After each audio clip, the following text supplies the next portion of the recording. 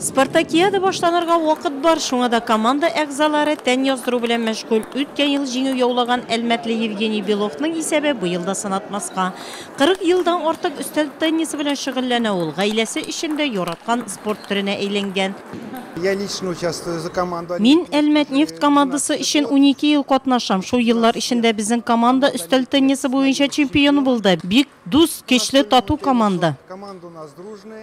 Өстәл теннисы ярышларында команданың күрсәткечләре мөһим. Нурлатнефть НГДУ командасы быелгы уеннарга ныклап әзерләнгән.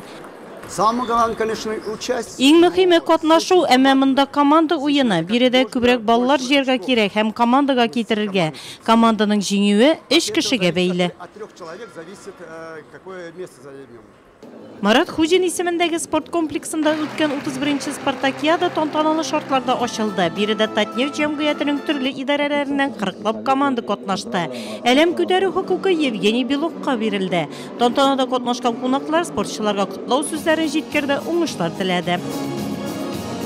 Традиция, которая сложилась в компании Татнефть, старт, который открывается спартакиада в течение года, стимулирует на новые результаты. Стимулирует, конечно же, на здоровый образ жизни, это очень здорово. Не могу не сказать и поблагодарить в целом от себя лично и от всех павладцев, в целом компании группы Татнефти, лично, конечно же, ее генерального директора Наиль Шимаганова за поддержку во всех наших начинаниях. Не зря наш спорткомплекс проводится соревнования по настольному теннису. Наш спортивный зал, который будет соревноваться на соответствии по всем стандартам, здесь проводились не только республиканские соревнования, также всероссийские и международные соревнования. Һәр елны бу спартакиаданы үткәрәбез.